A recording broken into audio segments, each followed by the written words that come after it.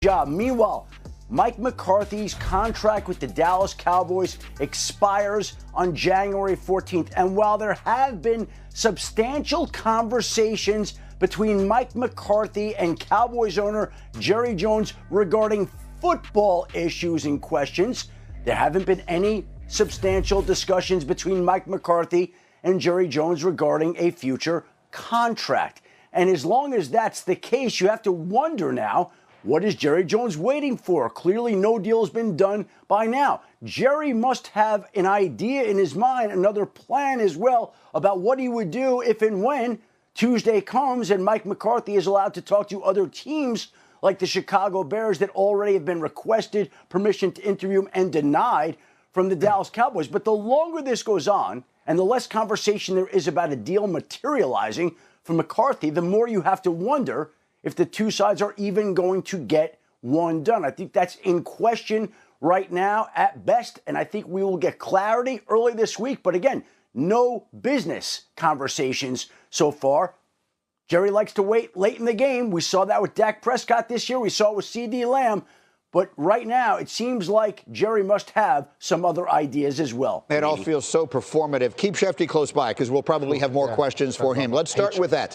We had a lot of this on Get Up this week. The Cowboys blocking Mike McCarthy's ability to talk to the Bears, despite the fact that they don't have a deal with him. The exclusive window closes on the 14th. Do you have an issue with it? He signed a contract. I don't have an issue with it, actually. I mean, this is business. I mean, if Jerry's got someone that he wants that's on the hold here and seeing if he's going to be available, and then Mike McCarthy's here, also a good head coach as an owner, why shouldn't I? You signed a contract. It's not over to the 14th. I'm going to hold on to all my assets until I have an answer. I have no problem with it at all. Yeah, I agree with you in this situation. And the way it's set up, it's not that he is precluding McCarthy of interviewing with the Bears moving forward if he does move on from them. He's not taking away that opportunity. Because the way the new thing is set up, it's going to be a couple of weeks before any of these head coaches are fired or hired, actually. So we'll see what happens. But I will say this. You saw where Shefty mentioned Aaron Glenn. It's about time this young man gets a head coaching job. He is absolutely outstanding. Listen, if Mike McCarthy isn't going to be back with the Dallas Cowboys, I mean, this is petty, right? I mean, we're 3 days to the 14th. Let this guy go interview for another job. You've had 5 years to evaluate him, right? And if he doesn't come back, I think this is ridiculous. This isn't how you do business. With that being said, right, Shefty mentioned it. Jerry loves to take these things down to the wire. I think Mike comes back. I think that it was telling that they didn't let him go interview for this. I think he's back as the Cowboys coach. I want to get to one other quick thing here, because if Mike McCarthy goes back as Cowboys coach, that's the end of that discussion. Yeah. But the idea that he might have an idea of someone else, who might that someone else be? The subject came up. Shefty reported it last week here, that there is an expectation, and Shefty, I believe I still have, that Steve Sarkisian's name might come up in some head coaching conversations. Steve Sarkisian's season ended last night in heartbreaking fashion, I might add, against Ohio State. Shefty, you and I were together on Thursday when I put those dots together. To be clear, don't put it on the bottom line. Shefty did not. Don't anybody aggregate that Shefty is putting those two together, but I'm certainly willing to do so. What is it we think Jerry might have up his sleeve between now and Tuesday? Well, look, it would be naive to think that Jerry Jones hasn't pondered what life without Mike McCarthy would look like. And clearly, he is not put in for any of these coaches that we're talking about. He hasn't put in for Mike Vrabel or Ben Johnson or Aaron Glenn or Brian Flores or any of the coaches that are going through the virtual head coach interview cycle. So clearly, Jerry must have some sort of idea. And I don't know who that is right now. We're going to find out if no deal materializes with Mike McCarthy. But clearly there has to be a candidate or two in his mind that he feels reasonably comfortable that he will not have a difficult time in hiring if he decides to not move forward here with Mike McCarthy. What do you think?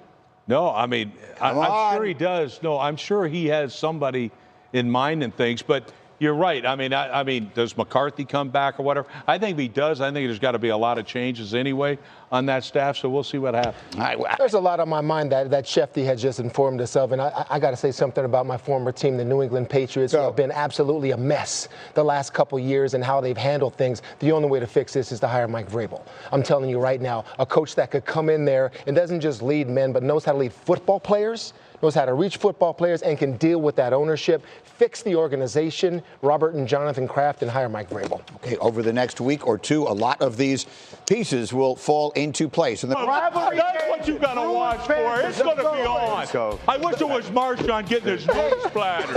The Bruins made a change at head coach earlier this season, and there are 6 head coaching openings in the NFL today as well. Teams continuing to go through interviews. Jets, Bears, Saints fired their coaches during the year. Pats, Jags, Raiders all moved on in the last week, and that brings us back to Schefty in the Domino's pregame headquarters for more on these openings. Schefty, where do we stand with all these jobs?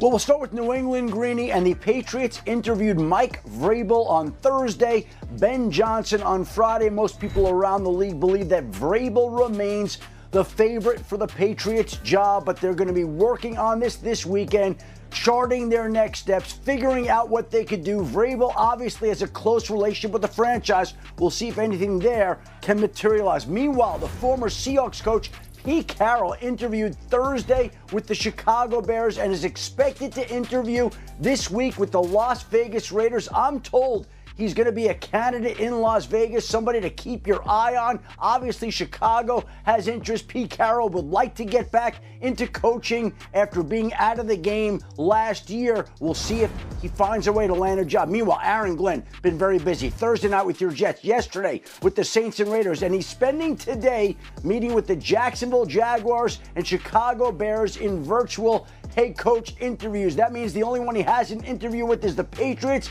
It certainly looks like Aaron Glenn is going to come out of this cycle with a head coaching. Kidding me? Man, this is going to be great.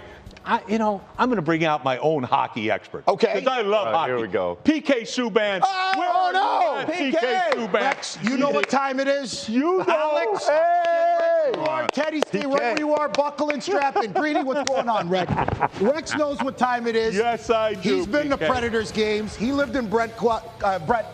Yes, Brentwood. Governor's Club. Yep. In Brentwood, so he knows all about I hockey. had season tickets to watch it. Yeah, I've seen you sitting on the glass, man. But today we're talking a little bit of hockey and Matthew Tkachuk. This guy's a superstar. Today we got a crazy rivalry game, Bruins and Panthers. And this is a rivalry because both teams are great. But what makes a rivalry is it's superstars. And you know this. This is basically like having Patrick Mahomes, Josh Allen, Tom Brady, Aaron Rodgers going toe-to-toe in the playoffs for all the marbles. That's Pasternak. What are you doing? Hey, give him credit. They say the Euros are soft. This guy stood in there. Look, Pasternak, they say the Euros are soft. I don't believe that. This guy stands in there. These are superstars going toe-to-toe. And you know what? I said Aaron Rodgers. I don't know.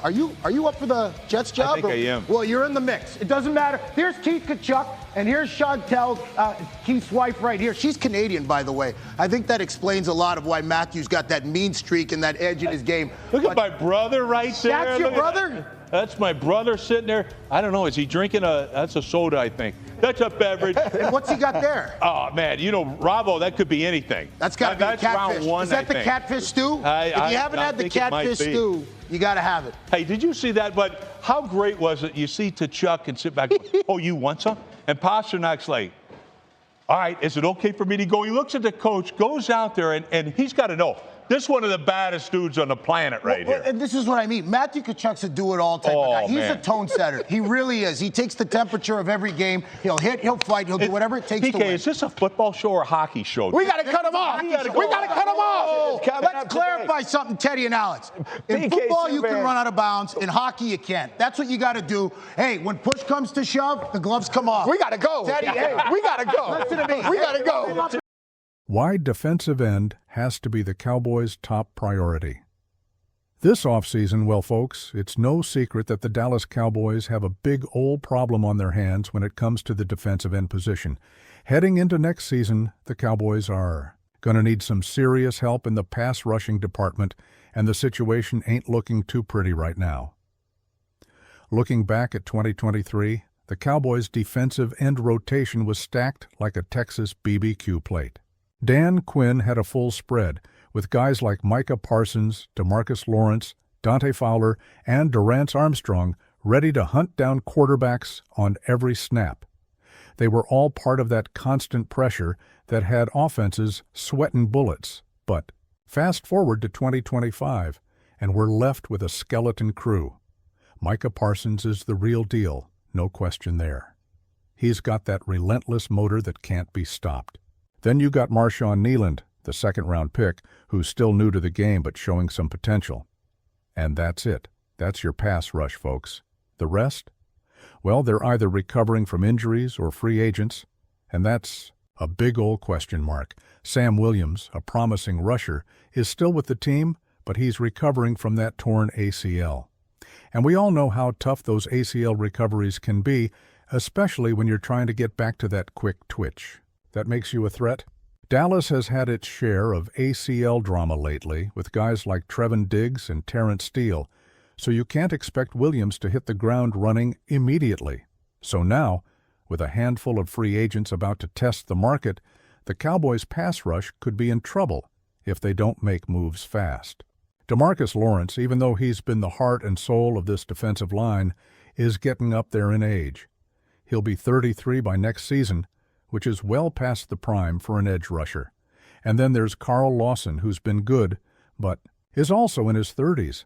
So the Cowboys got to think about their long-term future here, and don't get me wrong, it ain't all doom and gloom. There's still hope. Jerry Jones has hinted that Lawrence might get one more year, and Lawson's already talking about coming back. It's possible both could be back, and if that happens, the defensive depth might look a whole lot better heading into the draft. But here's the thing, the Cowboys need to start thinking younger. Parsons and Kneeland are solid, but you can't leave them hanging.